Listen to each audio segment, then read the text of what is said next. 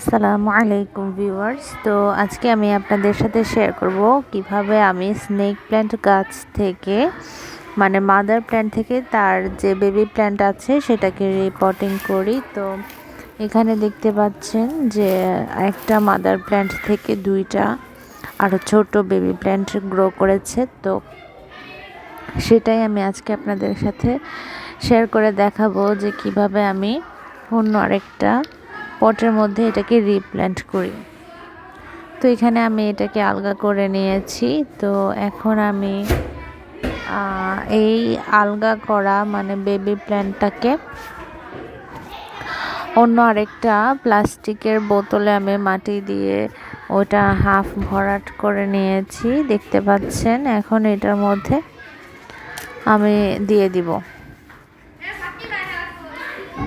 হ্যাঁ, তো এটাতে আমি দিয়ে বাকি মাটিটা এখানে আমি দিয়ে দিচ্ছি। মাটি এখন অনেকে জিজ্ঞেস করতে পারেন যে মাটিতে আমি কি করেছি। আমি কিছুই করিনি, জাস্ট মাটি শুকিয়েছিল, এটা হাতুড়ি দিয়ে গুঁড়ো করেছি।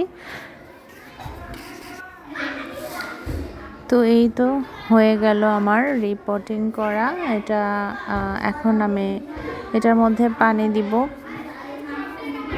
চারদিক থেকে আমার এখানে মাটি দেওয়া হয়ে গেছে। এখন পানি দিয়ে এটা আমি 2-3 দিন ছায়ায় রেখে দিব। আর এই গাছটা এমনিতেও ছায়াতে থাকে, ভালো থাকে, রোদ্রে দিলেও সমস্যা নেই। ভালো থাকবেন, আল্লাহ হাফেজ।